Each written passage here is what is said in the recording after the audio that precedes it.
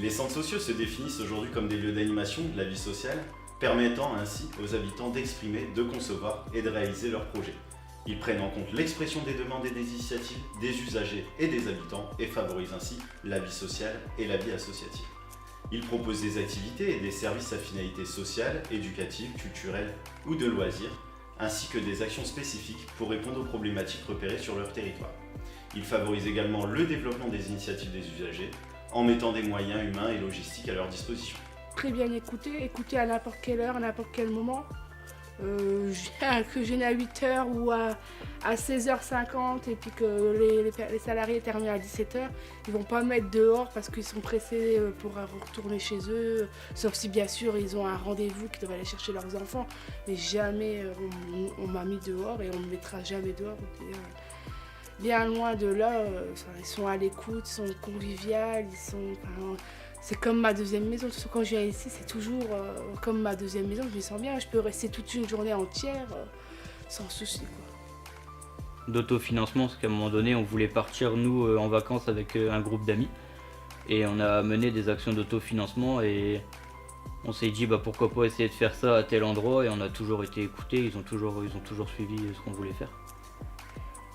Je n'étais jamais partie en vacances, donc Rémi m'a proposé de partir avec le centre social.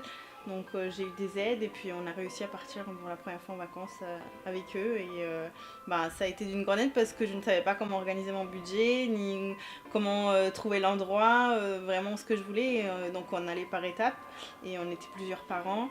On discutait vraiment de ce qu'on voulait trouver et puis il y avait des petits tuyaux pour les gens qui étaient déjà partis, donc finalement c'était super sympa d'y participer et j'en suis vraiment très reconnaissante parce que je suis déjà partie 2 fois. J'ai fait la première réunion où on a parlé un peu de ce qu'on voudrait à peu près dans les parents, ce qu'ils attendent un peu du centre social, tout ça, leurs attentes et tout, et puis on a fait une réunion pour pouvoir parler un peu de tous les projets du centre social, de pas mal de choses en fait qui viendront à la suite. Je cherchais pour mon permis de conduire.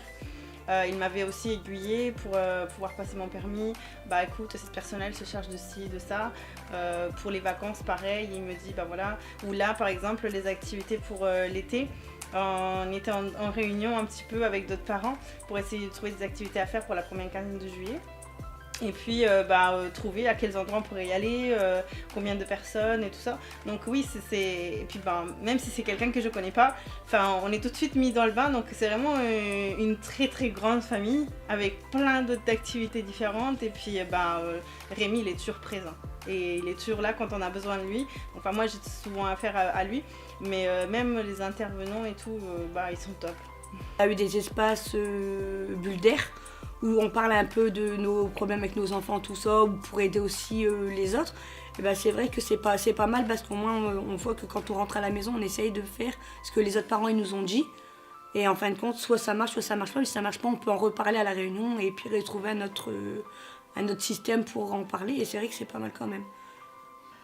Après, moi, pour vous dire, ici, moi j'ai demandé avec l'autorisation bien sûr du centre pour mettre un bac en bas pour récupérer des habits pour les migrants par exemple. Parce que c'est vrai qu'on a fait quelques réunions là dans les comités usagers, les comités citoyens pardon, et étaient affichées les choses, mais qu'est-ce qui vous a marqué dans votre ville ces derniers temps. Et moi le truc c'est l'été dernier quand j'ai vu les migrants qui passaient là sur Étaples, donc je me suis dit mais attends il y a un truc là, il y a un truc à faire ici, voilà, on a un truc à faire. Il y a des temps de parole avec des parents et les fois qui m'a le plus marqué, il y avait un intervenant, c'était un conseiller familial et un éducateur qui est venu, il s'appelle Julien Maillard. Et il est venu et on a discuté en fait un peu de tous les sujets par rapport au Covid, de comment ça s'était passé à la maison, les problèmes qu'on peut avoir avec les enfants, les ados, n'importe en fait. On a eu ce temps de parole avec plusieurs parents, donc on a pu voir un peu les difficultés des autres et on se confie en fait petit à petit, donc on raconte un peu sa vie et en fait on trouve un petit peu des solutions et on se dit tiens en fait cette personne là elle aussi elle rencontre les mêmes problèmes que moi. Et puis cet éducateur donnait aussi quelques petits tuyaux fait et nous expliquer un peu aussi pourquoi ce genre de choses arrivaient. Et en fait, ces petits temps de parole, moi ça m'a aidé beaucoup à me confier et en fait ne pas me sentir seule en fait dans mon rôle de parent finalement. Et ça arrive souvent quand on est ce genre de temps de parole, que ce soit avec un intervenant ou qu'avec Rémi, entre parents. Moi je me sens toujours à l'aise à venir ici pour discuter de tout ça.